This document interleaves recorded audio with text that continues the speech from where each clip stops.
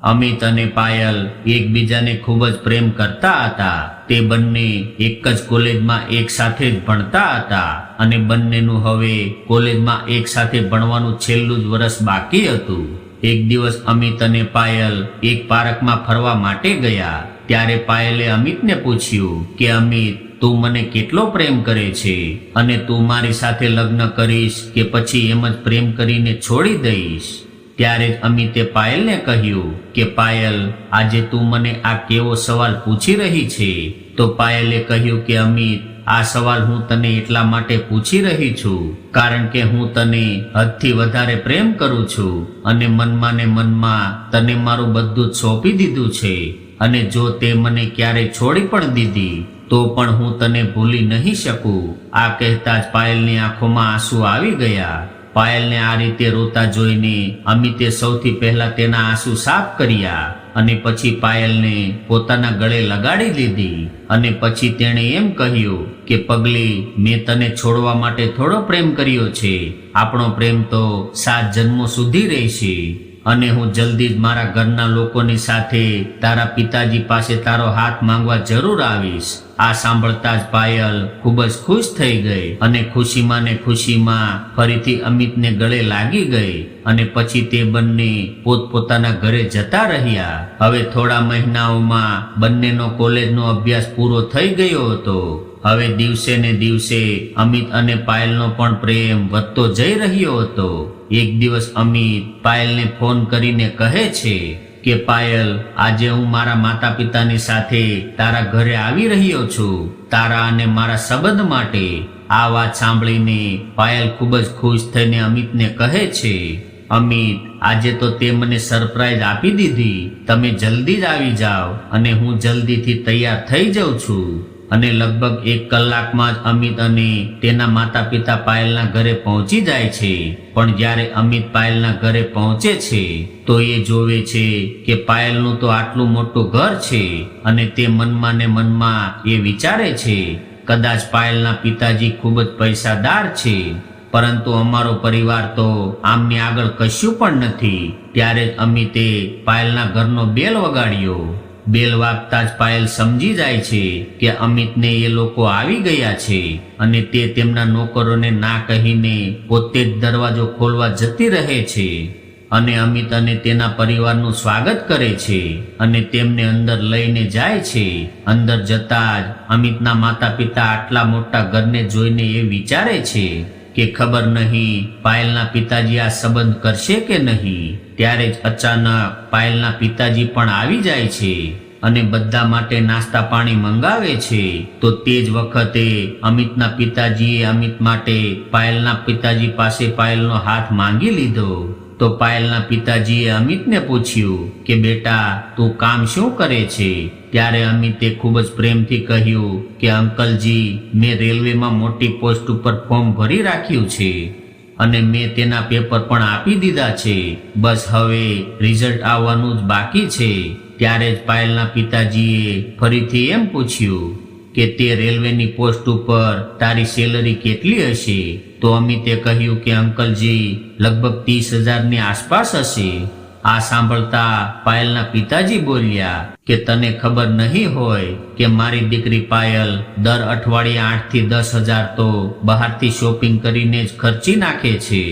આ સાંભળીને અમિતના પિતાજીએ પણ ગુસ્સામાં પાયલના પિતાજીને એમ કહી દીધું કે કદાચ તમને તમારી આ ધન દોલત ઉપર બહુ જ વધારે ઘમંડ છે. રાખો તમારી ધન દોલત તમારી પાસે અને તમારી દીકરીનું લગ્ન કોઈ કરોડપતિ છોકરાની સાથે કરાવજો. તે જ સમયે તેમણે પોતાના દીકરા અમિતને હાથ પકડીને એમ કહે છે કે ચાલ દીકરા, અમે તારો સંબંધ બીજે ક્યાંક કરાવી દઈશું. ત્યારે જ અમિત અને પાયલ તેના પિતાજીની સામે હાથ જોડીને એમ કહે છે કે અંકલજી, હું તમારી દીકરીને હદથી વધારે પ્રેમ કરું છું અને પાયલ પણ મને બહુ જ પ્રેમ કરે છે.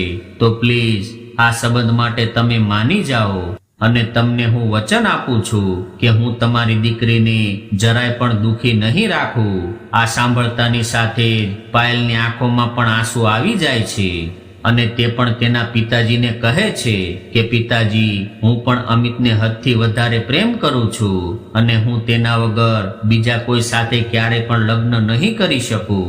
દીકરીની આ વાત સાંભળીને તેના પિતાજીએ તેને એક થપ્પડ મારી દીધી. તે જ વખતે પાયલ રોતા રોતા પોતાના રૂમમાં જતી રહી અને પાયલના પિતાજીએ ગુસ્સામાં તેમના નોકરને કહ્યું કે આ લોકોને અહીંયાથી બહાર કાઢી નાખો.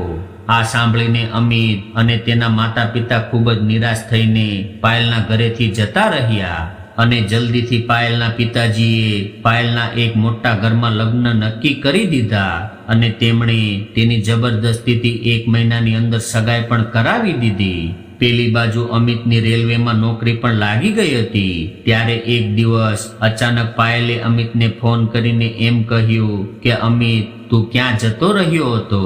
મેં કેટલી વાર તારો નંબર લગાવ્યો પણ તારો નંબર બંધ આવી રહ્યો હતો અને મેં મારી બહેનપણીને પણ કેટલી વાર તમારા ઘરે મોકલી હતી, પરંતુ તમારા ઘરે તો તાળું મારેલું હતું. પણ પછી મને તારો એક દોસ્ત મળ્યો હતો તો મેં તેની પાસેથી તારો નંબર લઈને તને ફોન કર્યો છે.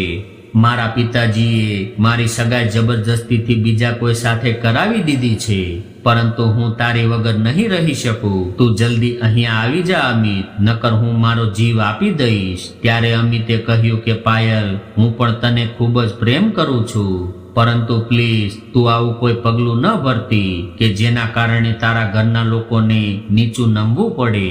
અને પાયલ, આપણો પ્રેમ સાચો હશે તો આપણને મળવાથી કોઈ પણ રોકી નહીં શકે.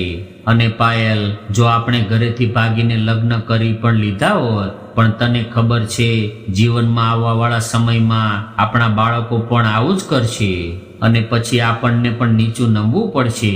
એટલા માટે પાયલ, આપણે આપણા પ્રેમ ઉપર પૂરો વિશ્વાસ રાખવો જોઈએ અને એ ભગવાન ઉપર પણ, જેણે આપણને બંનેને સાચો પ્રેમ કરાવ્યો છે. હવે બસ તું એવું જ કર જેવું તારા ઘરના લોકો તને કહી રહ્યા છે. આ વાત કહેતા કહેતા અમિતની આંખોમાં આંસુ આવી રહ્યા હતા, પરંતુ તેણે પોતાનું બધું દુઃખ છુપાવીને પાયલને ખોટું પગલું ભરવાથી બચાવી લીધી હતી. હવે પાયલે રોતા રોતા અમિતને એમ કહ્યું કે અમિત, હું તારા કહેવાથી મારા પરિવારની વાત માનીને આ લગ્ન જરૂર કરી લઈશ, પણ તું આ વાત યાદ રાખજે કે લગ્ન કરીને બીજા કોઈ પાસે ફક્ત મારું શરીર જ જશે, પરંતુ મારી આત્મા હંમેશા ફક્ત તને જ પ્રેમ કરશે. આ કહીને પાયલ રોતા રોતા ફોનને કાપી નાખે છે. પેલી બાજુ અમિત પણ ખૂબ જ રોતા રોતા જમીન ઉપર બેસી જાય છે. હવે પાયલના લગ્નનો દિવસ પણ આવી ગયો હતો અને હવે તો તેમના દરવાજા ઉપર જાન પણ આવી ગઈ હતી. એ જ વખતે અચાનક જ પાયલ દુલ્હનના પાનેતરમાં સીડીમાંથી નીચે ઉતરી રહી હતી. એમ જ તેને ખૂબ વધારે ચક્કર આવી ગયા અને તે ચક્કર ખાઈને સીડીમાંથી નીચેની બાજુમાં પડીને લપસી ગઈ અને નીચે પડીને તે બેહોશ થઈ ગઈ અને પાયલના માથામાં અને પગમાં બહુ જ વધારે વાગી ગયું હતું અને કદાચ તેના પગનું હાડકું પણ તૂટી ગયું હતું. ત્યારે તરત જ પાયલના પિતાજીએ એક એમ્બ્યુલન્સ બોલાવી અને જલ્દીથી તેમણે તેને હોસ્પિટલમાં લઈને ગયા અને ત્યારે જ અમિતના એક દોસ્તે અમિતને પણ ફોન કરીને હોસ્પિટલમાં જ બોલાવી લીધો. અમિતને હોસ્પિટલમાં જોઈને પાયલના પિતાજી તેની ઉપર બહુ જ ગુસ્સે થાય છે, પરંતુ ત્યાં તેમના બધા સંબંધીઓ હોવાને કારણે તેમણે તેને કશું પણ કહી ન શક્યા. એ જ વખતે ડોક્ટર પાયલનો ઈલાજ કરીને બહાર આવે છે તો પાયલના પિતાજીએ ડોક્ટરને પૂછ્યું કે ડોક્ટર, શું હવે મારી દીકરી ઠીક છે? ત્યારે ડોક્ટર કહે છે કે તેના પગનું હાડકું થોડું વધારે તૂટી ગયું, એટલા માટે અમે તેનું નાનકડું ઓપરેશન કરી દીધું છે અને હા, હવે કદાચ તેનો પગ થોડો વાંકો પણ રહેશે. આ કહીને ડોક્ટર ત્યાંથી જતા રહે છે. ત્યારે પાયલના પગની વિશે સાંભળીને પાયલના થવાવાળા સસરાએ તે જ વખતે પાયલ સાથે પોતાના દીકરાના લગ્ન માટે બિલકુલ ના પાડી દીધી. એટલા માટે પાયલના પિતાજી તેમની સામે હાથ જોડીને કહે છે કે વેવાઈજી, તમે આ લગ્ન માટે કેવી રીતે ના પાડી શકો છો? અમારી બધી જ તૈયારીઓ થઈ ગઈ છે અને તમે આવા ટાઈમે લગ્ન માટે ના પાડો છો. કૃપા કરીને વેવાઈજી અમારી ઇજ્જતને સમજો અને આ લગ્ન માટે ના ન પાડો. તમે ચાહો તો મારી પાસેથી 10 થી 15 લાખ રૂપિયા બીજા લઈ લેજો, પણ મારી દીકરીને અપનાવી લો અને હું કંઈ પણ કરીને મારી પાયલનો પગ એકદમ સારો કરાવી દઈશ. ત્યારે જ વરરાજાનો બાપ પાયલના પિતાજીનો હાથ હટાવીને ગુસ્સામાં કહે છે, તમારી ઓકાત જ શું છે મારી સામે? તું મારા દીકરાને શું 10 થી 15 લાખ રૂપિયામાં ખરીદવા માંગે છે? તને ખબર પણ છે 10 થી 15 લાખ તો મારો દીકરો એમ જ ખર્ચી નાખે છે અને તારી દીકરી સાથે મારા દીકરાના લગ્ન એટલા માટે કરાવતો હતો કારણ કે તારી દીકરી ખૂબ જ સુંદર હતી, પરંતુ હવે તો તેનો પગ તૂટી ગયો છે અને અમારે ત્યાં આને અપશુકન કહે છે. એટલા માટે હું અત્યારે જ તારી દીકરી સાથે મારા દીકરાનો સંબંધ પૂરેપૂરો તોડું છું. આ કહીને તે તેના પુત્ર અને જાનના બધા લોકોને પાછા લઈને જતો રહે છે અને આ વાતોથી દુઃખી થઈને પાયલના પિતાજી હોસ્પિટલમાં જ બહુ રડવા લાગે છે અને તેમને તે બધી વાતો યાદ આવી જાય છે જે તેમણે અમિતના પિતાજીને કહી હતી અને તેમનું ખૂબ અપમાન પણ કર્યું હતું. એવી જ રીતે આજે તેમનું પણ અપમાન થઈ ગયું હતું અને પૈસા પણ કંઈ કામ ન લાગ્યા. આ વાત વિચારીને પાયલના પિતાજી ખૂબ જ દુઃખી થઈ રહ્યા હતા કે ત્યારે જ અંદરથી એક નર્સ પાયલને વ્હીલચેર ઉપર બહાર લઈને આવી અને પાયલ પણ ખૂબ જ રડવા લાગી. એ જ વખતે પાયલના પિતાજીએ રોતા રોતા પાયલને કહ્યું કે બેટા, હમણાં જ તારા થવાવાળા સસરાએ આ સંબંધ તોડી નાખ્યો છે અને એ લોકો વરરાજા અને જાનને પણ પાછી લઈ ગયા છે. ત્યારે જ પાયલ તેના પિતાજીની હિંમત વધારતા કહે છે કે પિતાજી, જે થાય છે એ સારા માટે જ થાય છે અને તમારી દીકરીનો વરરાજો અને જાન તમારી બિલકુલ સામે જ ઊભા છે અને તમારી દીકરીનો વરરાજો અને જાન તમારી બિલકુલ સામે જ ઊભા છે. ત્યારે જ પાયલના પિતાજી જોવે છે કે અમિત અને તેના પિતાજી અને અમિતના બધા દોસ્તો હાથ જોડીને ઊભા હતા. એ વખતે જ પાયલ તેના પિતાજીને કહે છે કે પિતાજી, હવે ફેસલો તમારા હાથોમાં છે કે તમારે તમારી ધન દોલતની બરોબર વાળો છોકરો જોઈએ છે કે પછી તમારી ઇજ્જત કરવા વાળો અને મને સાચો પ્રેમ કરવા વાળો.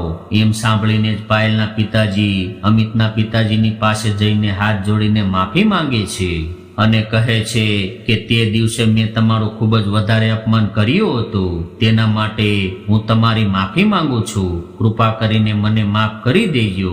તે વખતે હું મારી ધન દોલતમાં આંધળો થઈ ગયો હતો. ત્યારે જ અમિતના પિતાજી એમ કહે છે કે તમે આ માફી બાફી છોડો અને અમિત અને પાયલના લગ્નની તૈયારી કરો. ત્યારે બધા લોકો લગ્નમાં પહોંચી જાય છે. પાયલના પિતાજી પણ ખૂબ જ ખુશ થઈ જાય છે, પરંતુ પાયલના પગમાં તો વાગેલું હતું, તો લગ્નમાં ફેરા કેવી રીતે થઈ શકે? ત્યારે જ અમિતે પાયલને પોતાના ખોળામાં ઉઠાવી લીધી અને ખોળામાં ઉઠાવીને અમિતે બધી વિધિઓ પૂરી કરી દીધી અને અમિતે પાયલને કહ્યું કે મેં કહ્યું હતું ને પાયલ, જો આપણો પ્રેમ સાચો હશે તો તે જરૂર મળશે. આ સાંભળીને જ પાયલ ખૂબ જ ખુશ થઈ જાય છે અને અમિતના ખોળામાં બેઠા બેઠા તેના ગળે લાગી જાય છે અને અમિત અને પાયલને તેનો સાચો પ્રેમ મળી જાય છે. તો દોસ્તો, આ વાર્તામાં પાયલના પિતાજીને પણ સબક મળી ગયો અને અમિત અને પાયલને પણ પ્રેમ મળી ગયો. અને જો તમને આ વિડીયો ગમ્યો હોય તો કોમેન્ટ બોક્સમાં હર હર મહાદેવ અવશ્ય લખજો. સાથે સાથે વિડીયોને લાઈક, શેર અને સબસ્ક્રાઇબ જરૂરથી કરજો.